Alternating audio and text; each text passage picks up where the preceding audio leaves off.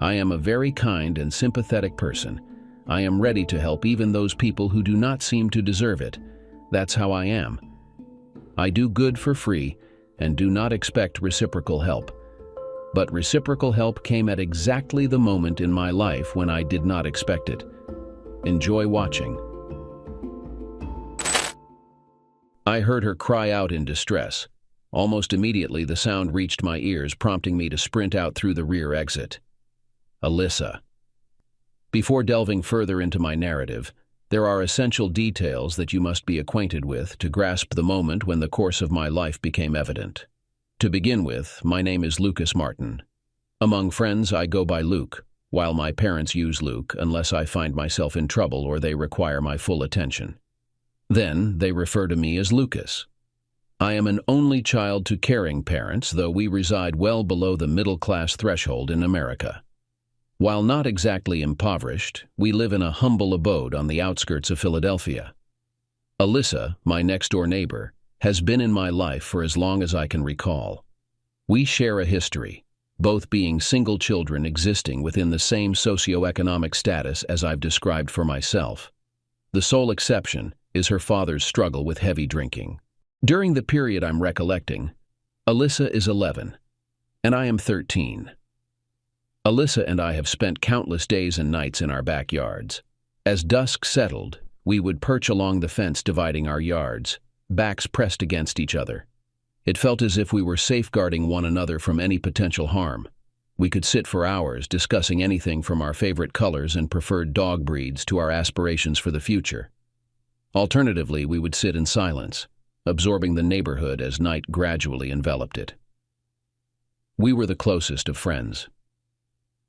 On the pivotal evening that would profoundly impact my early life, I found myself in the kitchen, engrossed in my mother's discourse about something I had done or forgotten, when the piercing scream of Alyssa shattered the air. The sun had just dipped below the horizon, marking the transition from evening to night. Ignoring my mother's attempts to detain me for a lecture, I dashed through the back door upon hearing Alyssa's cry. "Alyssa!" I called out urgently while sprinting toward the source of the commotion. Surveying her backyard, I observed Alyssa's father advancing towards her with a belt already in hand. Vaulting over the fence, I swiftly positioned myself between Alyssa and her father, determined to shield her from whatever he intended to inflict. Though the details of how I surmounted the fence eluded me, my focus remained unwavering on Alyssa's father. Positioned in defiance, I braced myself for whatever he had in store, noting the unmistakable signs of his inebriation in his unsteady gait. As Alyssa's father approached, I stood ready to confront him. With a swift motion, he reared back and struck out with the belt. I managed to raise my arms in time, absorbing the blow on my forearms. Despite the stinging pain, I stood firm, refusing to yield my protective stance. "Stay behind me, Alyssa. I will save you," I declared, anticipating another onslaught. The second lash echoed with the same intensity as the first. Amidst the chaos, my mother's desperate pleas for Alyssa's father to cease his actions resonated. Glancing at my mother on the other side of the fence, Alyssa's father momentarily diverted his attention. Seizing the opportunity, I lunged forward, grabbing hold of the belt. A brief tug-of-war ensued between us. Although Alyssa's father possessed greater strength, the influence of alcohol in his system allowed me to hold my ground for a fleeting moment. Just then, my own father emerged from the house, clearing the fence and intervening by tackling Alyssa's father. All of this unfolded within a span of a few minutes. Alyssa sat on the ground, tears streaming down her face while welts began to appear on my arms. My dad had restrained Alyssa's father, delivering a couple of swift punches. It was the angriest and most worried I had ever seen my dad. Alyssa's mom rushed out of the house, embraced Alyssa protectively, and berated her husband. I distinctly remember her declaring that this was the last time, repeating it over and over. As the adrenaline subsided, I sank to the ground, sitting there in a daze. The situation progressed as my dad released Alyssa's father and escorted him out of the gate into the front yard. Meanwhile, my mom guided me to our house, and Alyssa, along with her mom, retreated into theirs. The following days were subdued. One morning, I noticed a truck in their driveway and Alyssa's mom packed boxes into the back. I signaled Alyssa to meet me in the backyard. "What's happening? Are you moving?" "Yeah, we're moving to Michigan to stay with my aunt. Mom is furious with my dad and believes it's best if we leave." "Michigan? So I won't get to see you again?" "I don't know, Luke. I don't want to go, but my mom doesn't want my dad to repeat this." And that was the general course of events for the next day or so. Alyssa packing to leave and me grappling with the prospect of losing my best friend. The words I shouted at Alyssa's father during our confrontation have echoed in my mind throughout the years, becoming my personal mantra.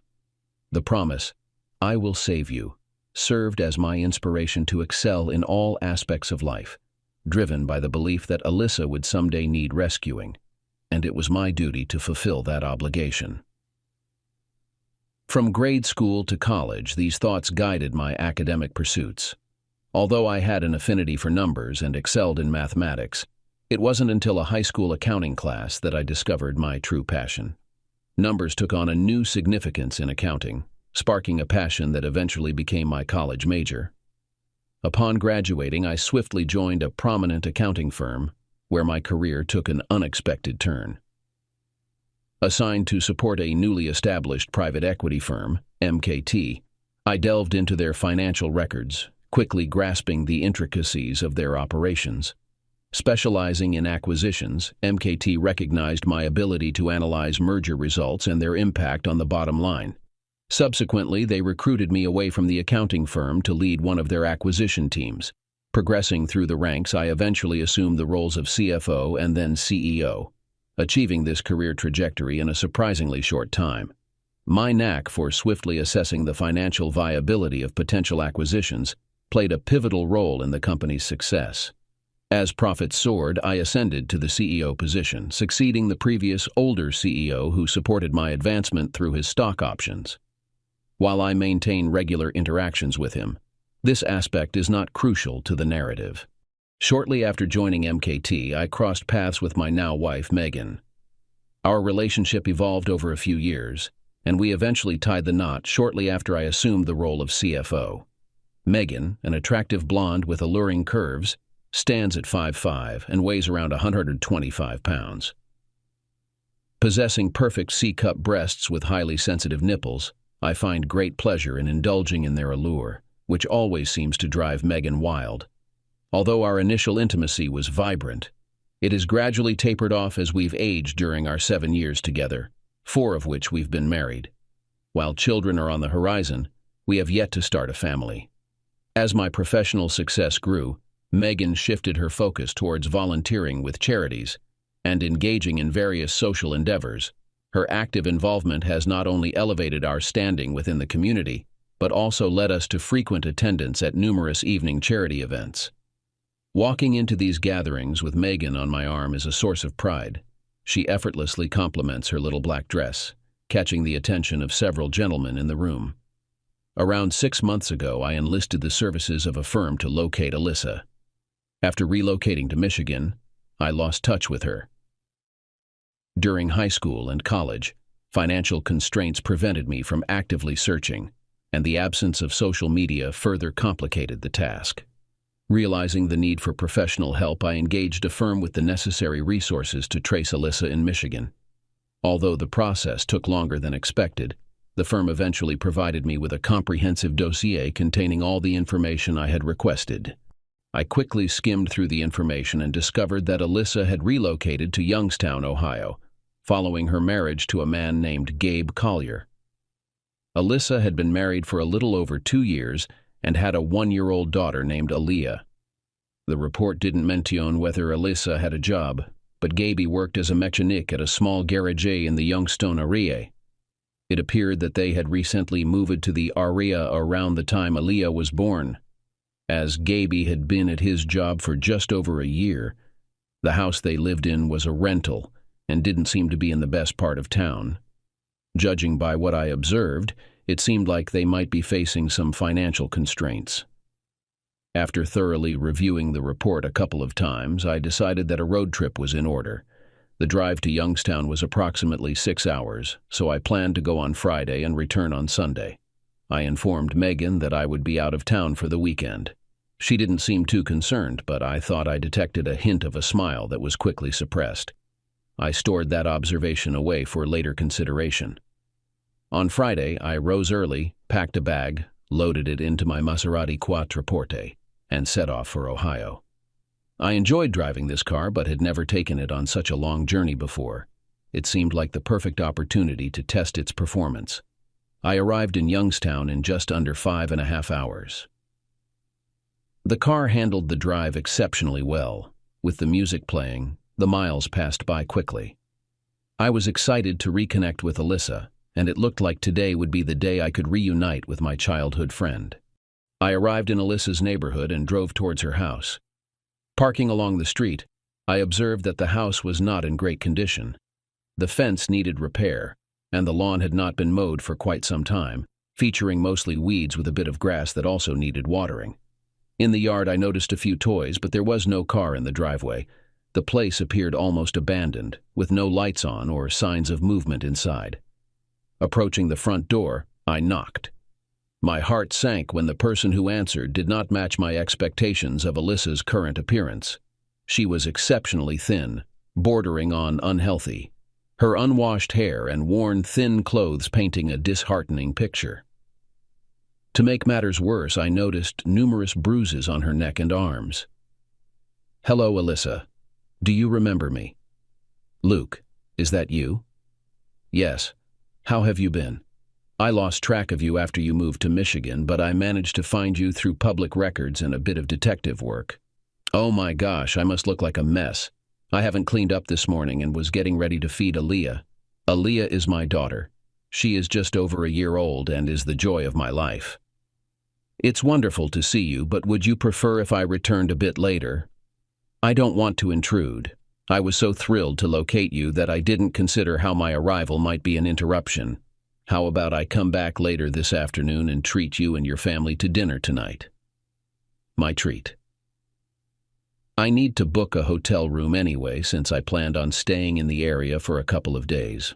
What do you think? I'm not sure my husband would be keen on going out to dinner. He values his privacy, and we don't dine out often. I'd love to meet him and your daughter, but I don't want to impose. I handed her my business card. "Why don't you give me a call when you think it's best for me to visit? My cell number is on the card. You decide the time and place, and I'll be there. I usually take Aaliyah to the park in the afternoons. How about meeting me there around 1:30? We take a stroll for about an hour, and then she usually naps in the afternoon." "That sounds perfect. I'll meet you at the park." I gave Alyssa a quick hug. "It's great to see you, Alyssa. I'm looking forward to catching up with you this afternoon." As I left, I couldn't help but feel that my life had taken a better turn than Alyssa's. I vowed not to judge her situation until I had more information, but I already had a sense that she might need my assistance. I located a few hotels and found one not too far from Alyssa's house, but in a slightly better neighborhood. After checking in, I found a diner to grab a quick bite and noticed they had a variety of cookies. Intrigued, I ordered half a dozen to go. Glancing at my watch, it was nearly 1:30. I settled the bill and drove to the park Alyssa mentioned for their gathering. Pulling up, I spotted Alyssa pushing a stroller on the sidewalk. Though Alia was too young to actively play, she sported a smile as her mom pushed her along. Alia seemed to share her mom's features from my vantage point. Carrying the box of cookies, I walked towards the two of them. "Oh my gosh, Alyssa. Aaliyah looks just like you." "Do you think so?" "She has my hair color and eyes, but I also see a lot of Gabe in her." "I don't know Gabe, but there's no way I could mistake who her mother is. She is beautiful." "Thank you, Luke. Is there somewhere we can sit and talk? I brought some cookies for you and Aaliyah. I hope that wasn't inappropriate." "Thank you, Luke. Just like old times, looking out for me." "The cookies are great. Hopefully there's a sugar cookie in there for Aaliyah. That's her favorite." "There is, and I made sure there was an oatmeal raisin as well. If I remember correctly, that was your favorite growing up. Is it still?" Alyssa laughed. "How did you remember that?" "I remember almost everything about you from when we were kids. We used to talk quite a bit as we sat in our yards. Those are some of my favorite memories until that fateful night. I never forgot you, ever." Looks like you've done pretty well for yourself. Your card says CEO, and you're driving quite a remarkable car. I've done okay for myself. I've been married to my wife, Megan, for just over 4 years now. No kids yet, but hopefully soon. I'm the CEO of a private equity firm that acquires other companies and merges them into our operations. Life has been pretty good. No complaints on my side. How about you? Not much to tell. After moving to Michigan, I graduated from high school and started dating Gabe. We got married 2 years ago and had Aaliyah. She's now just over a year old. We moved to Youngstown around the same time as Aaliyah's birth. Gabe works as a mechanic in a garage owned by one of his high school buddies. There isn't much else to tell. We chatted for the next few minutes, and I suggested taking them out to dinner again. Alyssa politely declined, but we agreed to meet at the same spot tomorrow morning since Gabe would be at work, as the garage operated on weekends. Since Alyssa had walked to the park, I offered her a ride. However, lacking a car seat, she graciously declined, giving me a quick hug before pushing the stroller back to her house.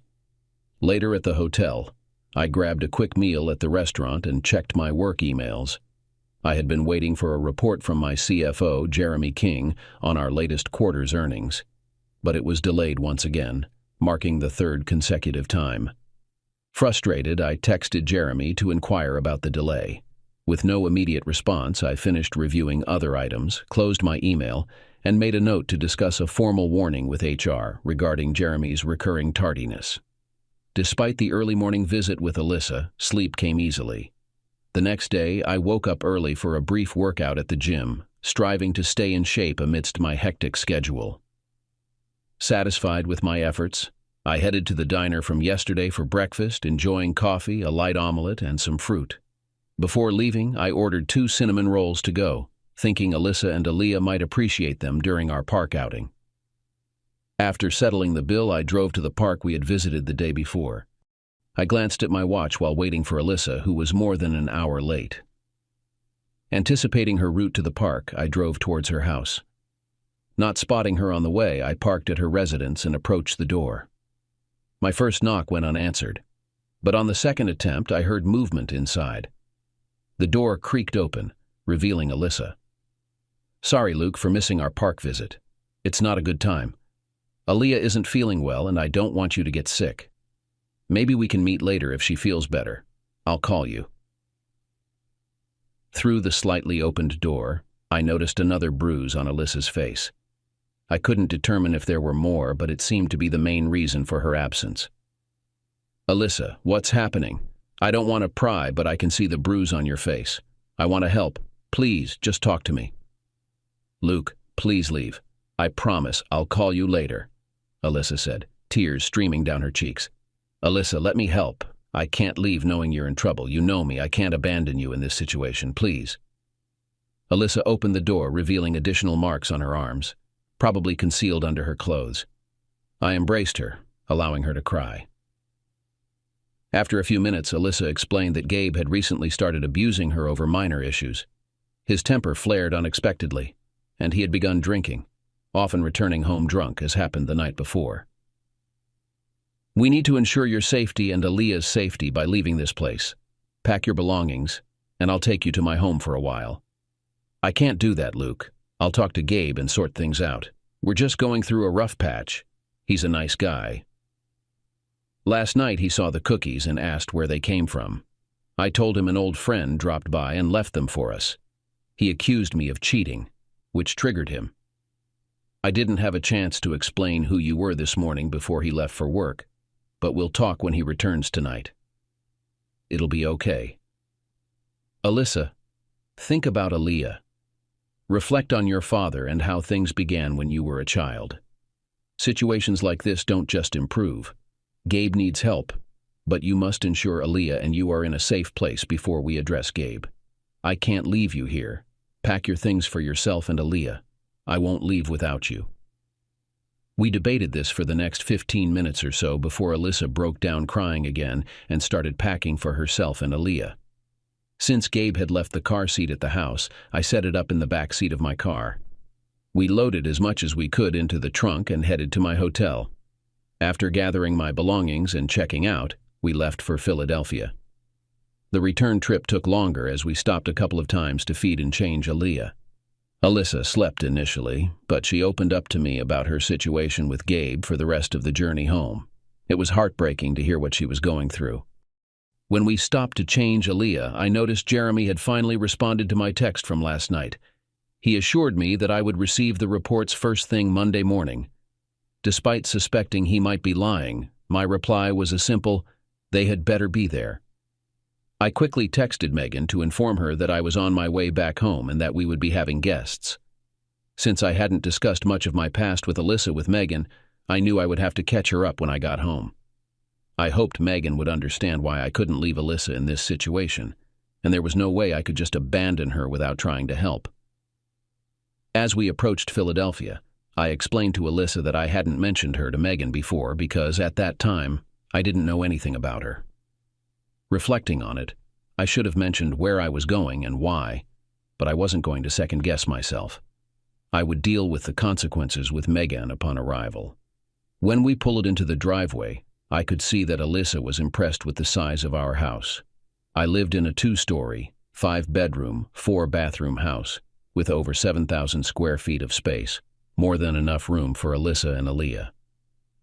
We parked in the garage and I began unloading all of Alyssa's bags and the items we had packed from her house. "Megan, are you home?" Seeing her car in the garage, I assumed she was. Megan came down the steps and paused as she saw Alyssa and Aaliyah. I could see the questions on her face as she waited for me to make introductions. "Megan, this is Alyssa and her daughter Aaliyah. They will be staying with us for a little while." Megan greeted Alyssa hesitantly. "Alyssa, let me show you to your room and feel free to settle in. I will bring up the rest of your bags in a little while. Megan and I need to talk." I escorted Alyssa to her room, which had an attached bathroom. After closing the door, I descended the stairs to locate Megan, finding her seated in the kitchen. I fetched a water from the fridge and took a seat across from her. "I assume you're curious about why I brought a stranger, Alyssa, and her daughter Aaliyah into our home. Let me clarify and address any questions you may have. Firstly, Alyssa and I aren't romantically involved, and Aaliyah isn't my daughter. I want to address that up front. I've remained faithful to you, and I have no intentions of changing that." I proceeded to recount my childhood, explaining our neighborly connection with Alyssa. I detailed my last interaction with her father, my promise to ensure her safety, and the steps I took to locate her in Youngstown. I emphasized the urgency due to the abuse she endured, making it impossible for me to leave her in that situation. "So, Megan, what questions do you have for me?" "Luke, why do you believe it's our responsibility to support her after all these years? I could understand getting her help from protective services or a women's shelter, but we know nothing about this woman. What if her husband finds her here and poses a threat to us? I acknowledge the risks, and I'll consider ways to ensure everyone's safety. As for the why, I can only explain it as a commitment to keeping her safe that I made mentally when I was a kid, and it hasn't wavered over the years. I feel the same obligation to keep you safe, but my love for you is different. Alyssa is more like a younger sister to me. She's family, and I need to protect her. I hope you can understand, as that's the best way I can explain it." Megan seemed to somewhat accept that explanation. Megan hosting Alyssa temporarily is a short-term arrangement. I intend to assist her in finding her own place and help her secure a job to support herself and Aaliyah. Just give me a few weeks to organize everything. I can see that you're determined to go through with this, so I'll do my best to accommodate her. Please understand the potential impact on our lives. Let's keep this arrangement as minimal as possible. Let's make Alyssa feel welcome. I'd like to spend some time getting to know our new roommate." "Thanks, darling. I appreciate your understanding." I hugged and kissed Megan briefly. I carried the rest of Alyssa's bags to her room. "Alyssa, why don't you take a bath or shower? I'll look after Aaliyah while you freshen up. Join us when you're done, and we can grab a meal together so you can get to know Megan." I took Aaliyah to the living room, and Megan and I played with her while Alyssa cleaned up. In the following week, we settled into a better routine. I suggested Alyssa use the SUV if she needed to go anywhere and left one of my credit cards for her personal and Aaliyah's needs. Megan accompanied her on a shopping trip for new clothes, replacing the worn-out items she had. Alyssa enjoyed cooking, so she took charge of the kitchen. Each evening, I returned home to a meal prepared by Alyssa. Megan, not much of a cook, was more than happy to leave those efforts to Alyssa. A couple of days after my arrival in Philadelphia, I attempted to reach out to Gabe. It was evident that he was aware of Alyssa's departure with Aaliyah, but I wanted to provide an explanation and offer assistance if needed. When we eventually spoke, Gabe was intoxicated and confrontational over the phone. I conveyed to him that if he hoped for a future relationship with either of them, he needed to seek help, control his anger, and address his drinking. Frustrated by the escalating argument, I ended the call. I shared my conversation with Alyssa to determine the next steps. I presented the option of divorce and assured her that I would support her financially if she chose that path. Staying true to my promise to Megan, I began searching for a permanent residence for Alyssa. I discovered a 2-bedroom apartment nearby with reasonably affordable rent. While it would take time for Alyssa to cover the full rent independently, it was a goal she could work towards. Recognizing that our company needed a new receptionist, and considering Alyssa's skills, I suggested she apply. I didn't use any influence to secure her the position, and she earned it after a couple of interviews. Alyssa was thrilled to have her first real job. A daycare facility near our workplace accommodated Aaliyah while Alyssa was at work. In a few more weeks, they would move into the new apartment, starting a new chapter with some financial assistance from me. I believed Alyssa's situation was improving, but unbeknownst to me, a significant change was looming in my own life. Days before Alyssa's move, I noticed her gaze at me differently than usual. Though subtle, I sensed something was bothering her. I followed her into the kitchen, grabbed a bottle of water from the fridge, and asked, "Alyssa, is something on your mind?" She gestured to be quiet, mouthing later, and then responded, "No, nothing's wrong." I returned to the living room and engaged in casual conversation with Megan while we awaited the completion of dinner. Later, I offered to assist Alyssa with the dishes, leaving Megan to retreat to our bedroom for some TV and reading. "Okay, now that we're alone, what did you want to talk about?" "Luke, I'm unsure how to express this without causing you distress, so I'll just be direct. Rip the Band-Aid off, right? Alyssa, just tell me what's going on. I can't address the issue until I know what it is." "I think Megan is cheating on you." I never anticipated hearing that from Alyssa.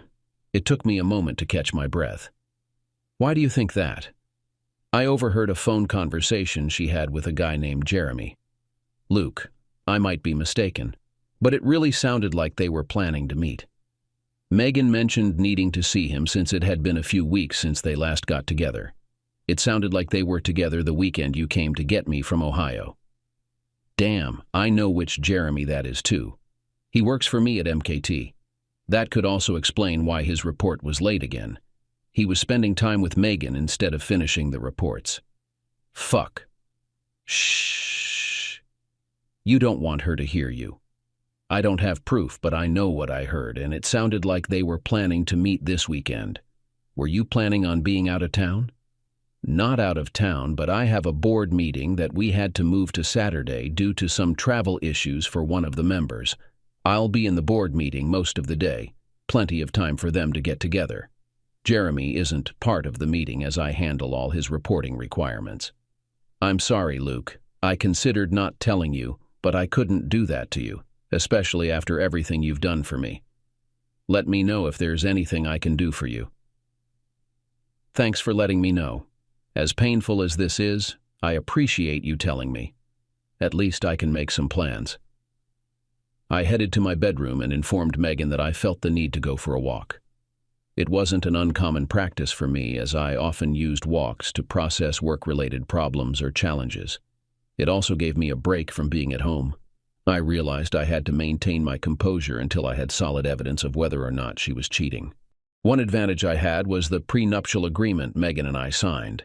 With my rapid advancement at MKT, our internal legal team advised me to have a prenup as a precautionary measure. The agreement stipulated that in the event of a divorce within the first 5 years, The cheating spouse would leave with minimal financial assets. There were provisions for years 5, 7, and any divorce due to infidelity after 7 years resulted in a 50-50 split. Since we didn't have children yet, I didn't need to worry about those aspects. During my walk around the neighborhood, I decided to contact the investigation service I previously used to locate Alyssa. I arranged for them to follow Megan, especially on Saturday, with multiple operatives ready to switch if necessary to avoid detection. I also had them keep an eye on Jeremy just in case. I strategized a few other contingency plans in case Alyssa's suspicions were accurate. Now all that was left was to patiently wait for a few more days to confirm the truth. To maintain appearances, I reached out to a moving company to assist in transferring some items to Alyssa and Aaliyah's new apartment.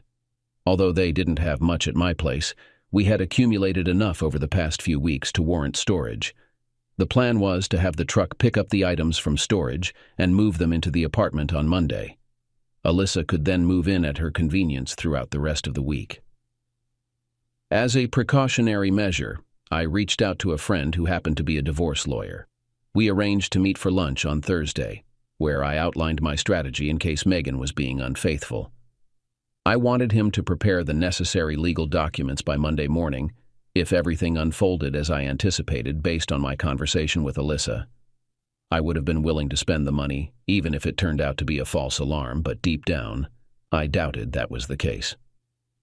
As I wrapped up my Friday, reviewing the final presentation and reports for the upcoming board meeting, I decided to play a prank on Jeremy to gauge his reaction. I called him into my office. "Jeremy, take a seat. Let's go through the final reports for tomorrow's board meeting. Have you thoroughly verified all the numbers to ensure they are 100% accurate? Your performance has been subpar in recent months, and I can't afford any mistakes." "They are 100% accurate. I checked them 3 times just this past week alone." "All right. Will you be available tomorrow in case I need to reach you with any questions, or would you like to join me for the financial presentation? I can get you into the meeting." Jeremy hesitated slightly at my offer. He immediately glanced down at the floor before responding. "Luke, I have plans, but I'll have my phone ready if you have any questions. The board isn't accustomed to me attending the meeting, so I wouldn't want it to cause any issues, especially at the last minute. If they were expecting me, I'd be fine with it. Adding me now might raise suspicions or suggest there are problems. Let's not create unnecessary concerns, especially given our performance this quarter. Let's keep the positive financial news as the main focus." "Good point. All right, you can skip this one, but keep your phone ready just in case. I'll make sure to cover all financial matters first thing in the morning so you don't have to wait around for my call all day." Jeremy left, and I couldn't help but smile to myself. This was all part of my plan. I wanted him and Megan to cross paths and potentially embark on their extracurricular activities, but a part of me also wanted to sabotage their plans. After the evening meal, I discreetly spoke with Alyssa and requested her to message me once Megan had left the house. Additionally, I enlisted the help of a detective service to notify me when Megan and Jeremy reached their chosen location for their activities. That night, I initiated intimacy with Megan, possibly for the final time. My intention was to refrain from any further contact with her once I confirmed her whereabouts with Jeremy. My approach in the bedroom was notably more assertive, departing from our usual tender moments. Although Megan noticed, I was indifferent in that moment. The following Saturday, I rose early and headed to the office to ensure everything was in order for my presentation. The boardroom was prepared, and the staff had diligently completed the finishing touches on all the reports. Taking my customary seat, I awaited the arrival of the board members. The meeting commenced promptly at 9 a.m. At 10:45, Alyssa informed me via text that Megan had just left the house. By 11:15, the detective service confirmed that both Jeremy and Megan had checked into a small hotel with an external entrance. They occupied room 114, which faced the parking lot.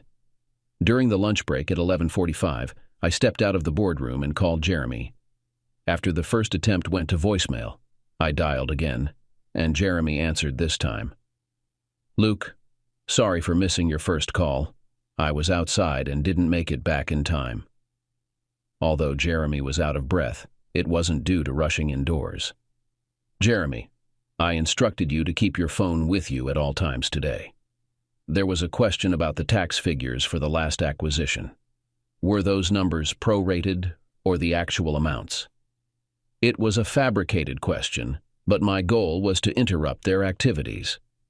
They're prorated. We won't have the actuals until later in the year. I may have overestimated a bit to avoid surprises in next quarter's reports. I'll reconcile them then. All right. Keep your phone nearby in case I need to contact you again. After ending the call, I texted the detective service to initiate the second phase. Assuming the role of the hotel manager, I instructed them to have someone knock on Megan's room door, claiming there was a reported gas leak in the building, prompting an evacuation. The service deployed a member with a long-range lens in their car to capture potential incriminating evidence during the interaction. The person knocking on the door conveyed a sense of urgency about the gas leak, and Jeremy, clad only in boxers, answered. The manager forcibly removed him from the room, and Megan, though more decently dressed, was swiftly escorted out. The private investigator's photos effectively documented the situation, providing the evidence needed for the impending divorce filing. After concluding my board meeting, I sat in my office contemplating the course of my future. The office was empty, and I found myself shedding tears for the first time since discovering Megan's true nature. I pondered how this betrayal occurred and where I had gone wrong. Struggling to identify any signs of Megan's infidelity, I realized she had ample opportunities. She didn't work. I frequently traveled for my job, and I trusted her completely. The realization left me questioning why she chose to cheat with Jeremy, whom I perceived as inferior to me in almost every aspect. I phoned my lawyer friend to kickstart the legal process on Monday. Planning to have lunch with Megan, I intended to hand her the divorce papers in person, preferring to address any potential confrontation directly rather than letting it linger. I also instructed our HR director to proceed with terminating Jeremy, while I could manage his responsibilities temporarily. There were skilled individuals who could fill the position. The CFO role for MKT was prestigious and could open doors for future opportunities, making it relatively easy to find a replacement for Jeremy. I planned to dismiss him shortly after returning from my lunch with Megan. I informed Alyssa about the situation too. I conveyed that I wouldn't be at home much over the weekend because I wanted to avoid spending more time with Megan. On a whim, I invited Alyssa to visit the office with Aaliyah. I had a crucial question to ask her that couldn't be discussed over the phone. Alyssa requested an hour, explaining that Aaliyah was still napping, and I agreed. I instructed her to text me when she was close, and I would ensure she had access to the office. Alyssa arrived approximately an hour and a half later. Thanks for coming by, Alyssa. Was Megan back home when you left? Yeah, she seemed a bit upset and went straight upstairs. I didn't see her before I left. I'm really sorry, Luke. I know this must be painful, but I couldn't ignore what I overheard. Alyssa, I appreciate you telling me. It took a lot of courage. I never saw any signs of Megan cheating on me. She appeared to be the same person I've known and loved for years. This blindsided me. I guess I had a blind spot when it came to Megan. We all have blind spots. That's why we need good friends to help us see them and fill in the gaps. Alyssa walked over and gave me a comforting and unexpected hug. After our embrace, I was composed enough to discuss the reason I invited Alyssa to the office. Well, in light of what happened, I have an important question for you. I'd like you to consider staying with me at the house. There's plenty of room for you and Aaliyah. I'd love to have you there. I'd offer the apartment to Megan, but she'd be responsible for paying rent. I'll only make that offer if you agree to the revised living arrangements. It would be 2 friends sharing our living space. If that seems too strange, just let me know. If you prefer to stay home and look after Aaliyah instead of working and taking her to daycare, that's fine with me. I'd be happy to pay you for all the work around the house, but it's up to you. If you want to keep working here, I'd support that too.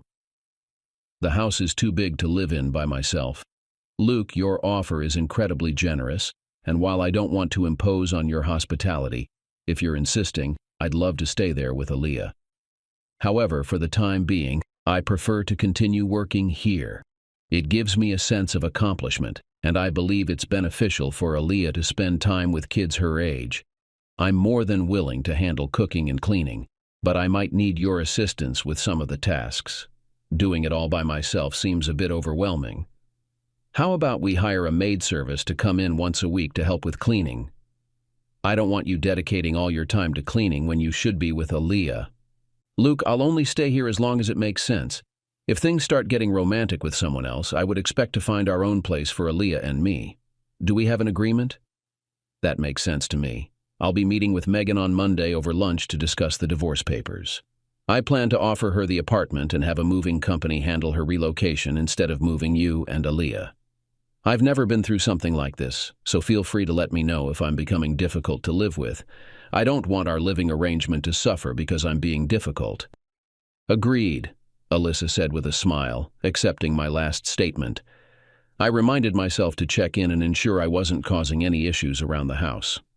I informed Megan via text that I would be occupied with work throughout the weekend, returning home late on both Saturday and Sunday. Additionally, I mentioned the need to start work early on Sunday and Monday. While expressing regret that our time together would be limited, I suggested meeting for lunch on Monday to make up for it. Megan appeared to agree, and we scheduled our lunch at a nearby cafe for 1 hour. On Monday morning, I coordinated with my lawyer to deliver the divorce documents to my office, intending to present them to Megan during our lunch. I also contacted HR to prepare the necessary forms for Jeremy's release from the company. Depending on his cooperation, he would either receive a severance package or face termination without references or additional compensation. My main priority was ensuring his departure from the company and my life. I updated the moving company about the change in plans, instructing them to wait for further instructions. They would either assist in relocating Megan to her new apartment or remain unnecessary. I planned to pack up Megan's belongings and leave them in the driveway, indifferent to her choices as long as she left the house. Arriving a few minutes early for our lunch meeting, I chose a seat in the back of the cafe to maintain some distance from other diners. Megan arrived punctually, looking elegant in a short dress. Despite her efforts, my resentment overshadowed any appreciation for her appearance. Unlike my usual gentlemanly behavior, I refrained from standing or pulling out her chair, as I wasn't feeling particularly hospitable. Thanks for joining me for lunch, Megan. I thought it would be nice for us to connect since we haven't had much time together this weekend. It's a welcome change. I missed you this weekend. Megan, let's be straightforward. I'll strive to be civil, but we both know you've been unfaithful. I slid the divorce documents across the table. In the envelope, you'll find my divorce petition. I received photos last Saturday of you with Jeremy in a hotel room. As per our prenup, infidelity triggers specific consequences. Since we've been married for over 5 years, you'll be leaving with minimal assets, essentially just your clothes and personal belongings. I could discern the astonishment on her face as I revealed my intentions. Megan's complexion turned rosy and her ears began to redden, clear indicators of her distress. Luke, you can't do this. I love you. You have to believe me. Jeremy doesn't mean anything to me. Please, baby, let's talk about this. Megan, that's a load of nonsense, and you're well aware of it. You made a self-centered choice to go beyond the boundaries of our marriage. Regardless of the reason, you did so willingly. No one compelled you to make that decision. Through your actions alone, you violated our wedding vows, which carries consequences. I'm opting to enforce our prenuptial agreement, specifying the settlement you'll receive based on the duration of our marriage. Megan was in tears, but trying to maintain composure in the public setting. I eased up a bit for her sake. Megan, I'll always consider you family. You know loyalty is paramount to me. I can't remain married to someone who shows such disregard for a core value in all my dealings, be it business or personal. I'll always have love for you, and if you ever need me, I'll support you even though we won't be married anymore. I've arranged an apartment for you, and the rent is prepaid for the first 12 months. This should give you a fresh start and the chance to figure out how you'll support yourself going forward. Your car is yours, and I'll also provide some money to help you begin anew. It's all unnecessary based on the prenup, but I don't want to leave you in dire straits. I'm so sorry, Luke. I never should have let things go this far. Jeremy definitely pursued me, but I wasn't strong enough to resist. Once it began, it felt exhilarating. I guess I thought I could keep the affair hidden. Live and learn, as I always say. You have to be prepared for the consequences of your actions. I suppose we both have to live with our decisions now. Goodbye, Megan. With that, I left some money on the table and exited the cafe. Now, I needed to rebuild my life. Upon returning to the office, I instructed my assistant to summon Jeremy to my office. While reaching out to HR, I informed them of my decision to terminate Jeremy's employment within the next 15 minutes. I advised them to secure his workspace and pack up any belongings he could take with him that day. As I concluded the call, my assistant ushered Jeremy into my office. "Take a seat, Jeremy. I'll be direct. I'm letting you go from your position at MKT. I appreciate your hard work, but it's time for us to part ways. You have the option to resign, and I'm open to discussing a severance package. Alternatively, I can terminate your employment on our terms and request you to leave. The choice is yours." Wow, I didn't expect this conversation today. Can I ask what led to this decision? I know I've been late with some reports, but I didn't think it warranted termination. Your tardiness was a factor, but there are other issues I can't discuss now. Let's just say that some recent decisions of yours have had a significant impact on my life. It was evident that Jeremy grasped the unspoken message. His face paled, and he avoided my gaze. Though my eyes bore into him, I maintained a composed demeanor, allowing the silence to linger as I awaited his response. "Luke, I'll review the severance terms, and if it's a fair offer, I'll voluntarily resign. I'll clean out my belongings and be gone by the end of the day. Thank you for the opportunity to work here. I wish you the best in your future endeavors." With those words, Jeremy exited my office. I couldn't honestly say I hoped to cross paths with him again. While I strive to see the best in people, watching him in my office, knowing about his intimate involvement with my wife, tested my limits. I decided to call it a day and left shortly after releasing Jeremy. All I wanted was to retreat to my home and silently mourn the demise of my marriage. Upon entering, Alyssa and Alia greeted me with warm hugs, offering silent comfort. Even Alia sensed the gravity of the moment as she joined in the embrace. The weight of it all hit me and tears started flowing. It took a few minutes to regain composure enough to break the hug. "Thanks. I really needed that today. One of the worst days I've ever had." "Anytime you need a hug, just let us girls know." Alyssa's infectious smile reassured. "Luke, I hate to burden you further, but I've decided to divorce Gabe. The longer I'm away, the less sense it makes to stay married. Can you help me with the paperwork?" "Sure, I'll check with my buddy to see if we can get a group rate." I attempted to inject humor. I crossed the room, hugging Alyssa again. "I guess we can mourn our failed marriages together. I'm sorry for you too. I'm here for you, just as you are for me. We'll get through this together." "Thanks, Luke. Your support has helped me through my situation.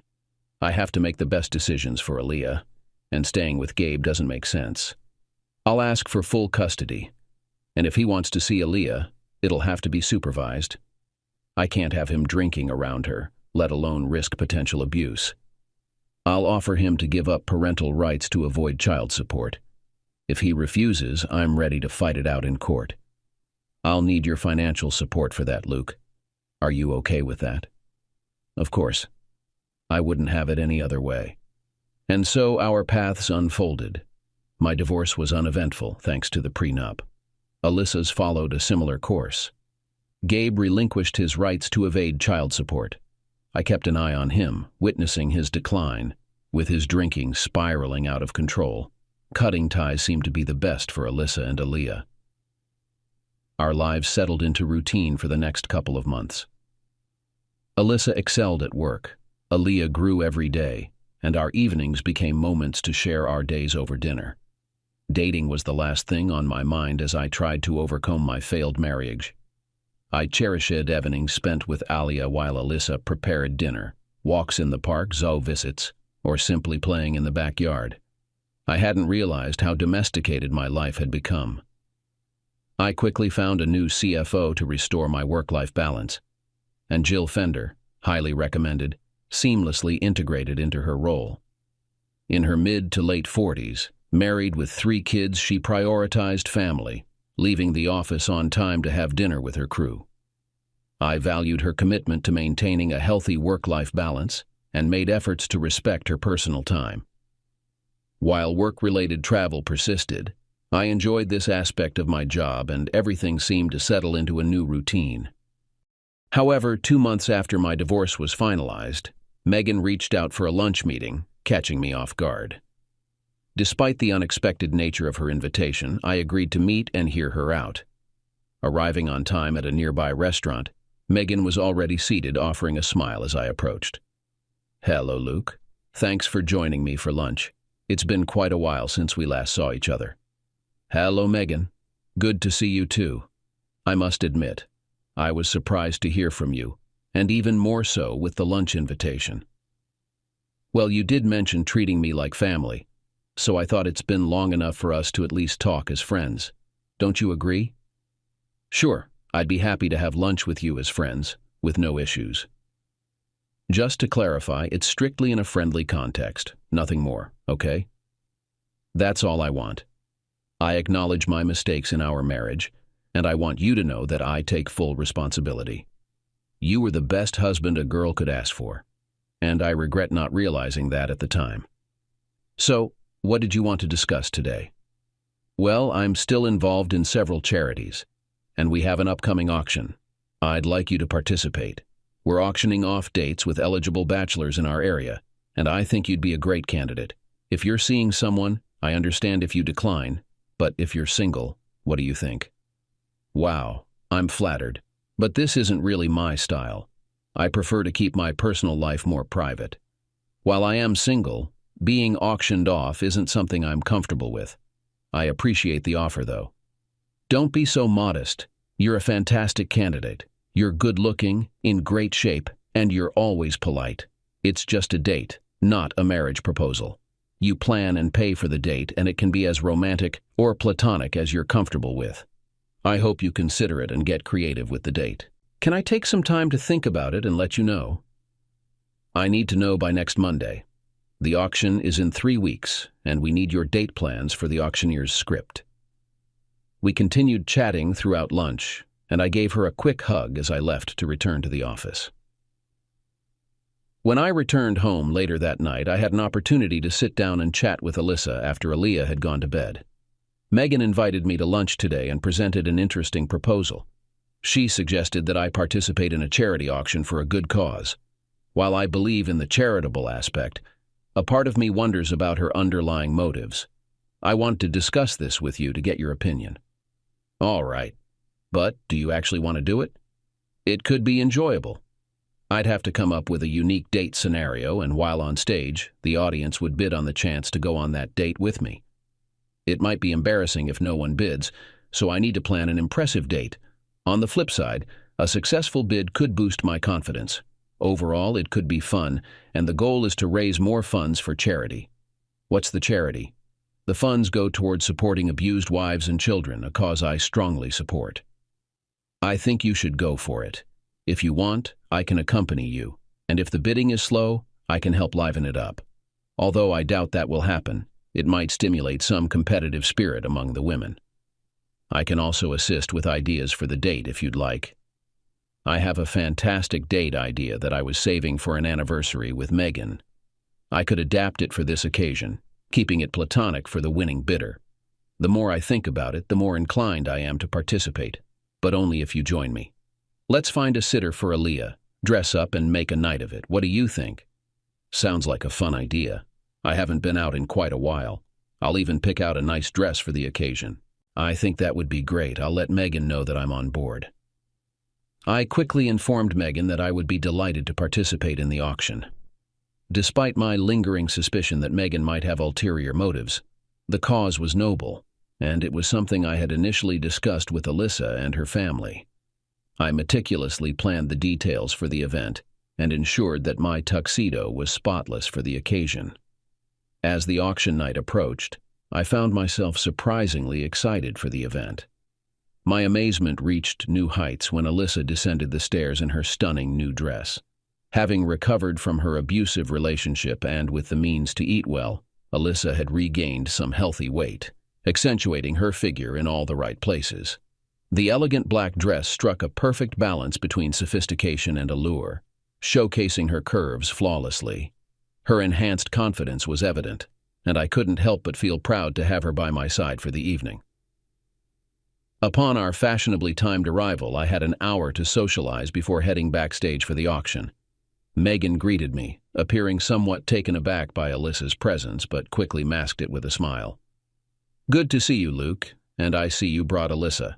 Thank you for joining us and being a part of the auction. I'm happy to contribute.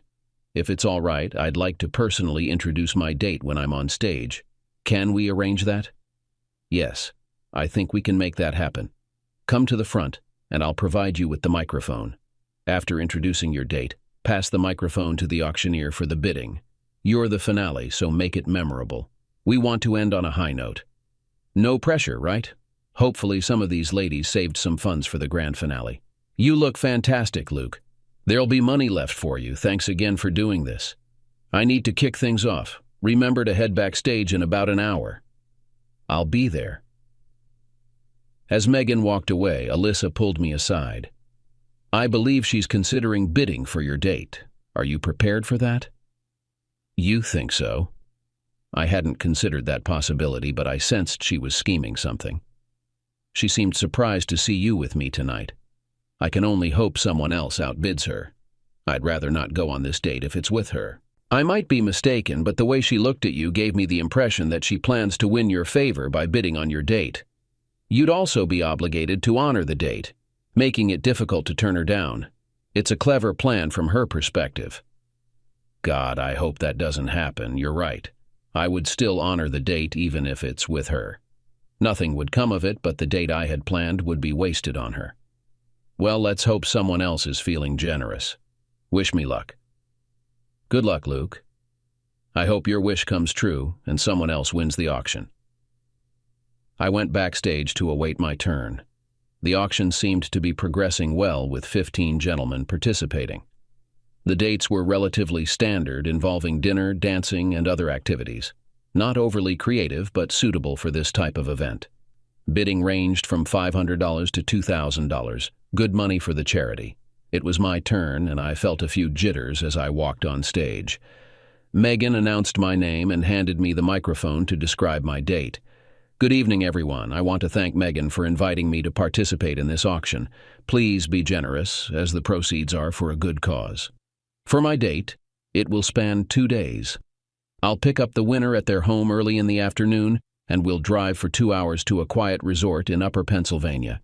I've rented a 2-bedroom cabin, and we'll have a chef-created dinner served in the resort's dining room. It's a private chef's tasting menu, so come hungry.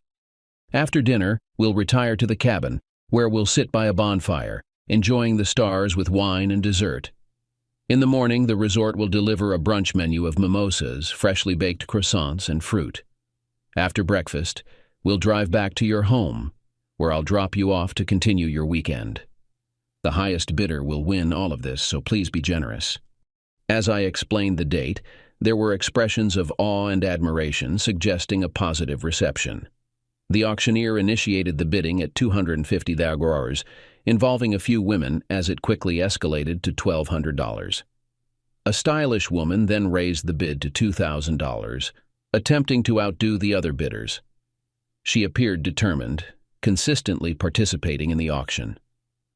The bidding hit a pause until Megan raised it to $2,500, confidently smiling as if expecting no one else to match that amount. The other bidder didn't rejoin, leaving Megan as the sole bidder. Concerned, I realized this might not end well. As the auctioneer was about to conclude the bidding, a voice from the back of the room shouted, "I bid 4,000 $. The audience fell into a stunned silence. The back of the room was too dim to identify the bidder, but I felt an immediate sense of gratitude for the unexpected competitor. Megan turned around to catch a glimpse of the surprise bidder. Although I couldn't discern her reaction, it was evident that she wouldn't be able to outbid any further. As the bidding concluded, a surprised winner approached, My jaw dropped when I realized it was Alyssa. The crowd erupted in applause except for a visibly infuriated Megan, whose plan had been thwarted by Alyssa. I was relieved not to end up on a date with Megan, but remained curious about Alyssa's motive for bidding on me. The source of her funds also piqued my interest, a question I planned to discuss with her later. Alyssa completed the necessary paperwork and wrote a check for her winning bid. I regarded her with a sense of wonderment about the recent turn of events. Alyssa locked eyes with me and declared, "I'm here to repay the favor, just as you've saved me in the past. I owe you that and more for everything you've done for me. I'm eagerly anticipating our date." With a nod and a smile, I accepted her gracious offer for our date. Alyssa and I finally went on our auction 1 date, and it was a wonderful experience. The weekend allowed me to see Alyssa in a new light, shifting from viewing her as my little sister to seeing her as a beautiful woman I desired. We held hands on the way to the cabin, enjoyed each other's company over dinner, and embraced under the stars, reminiscent of similar moments in our past. Despite having a second bedroom, we didn't use it for intimacy as our relationship had evolved and there was some mutual apprehension. However, the positive changes in our relationship, free from the trust issues of our past marriages, were evident. I trusted Alyssa completely, a trust reciprocated after her difficult marriage with Gabe. Just a few months after our date night, we had a small wedding ceremony, and everything has been perfect since. Alyssa, eager to start a family, is now pregnant with our son. I also happily adopted Aaliyah shortly after our marriage, treating her as my own. In the end, both of us needed saving, and we willingly became each other's saviors.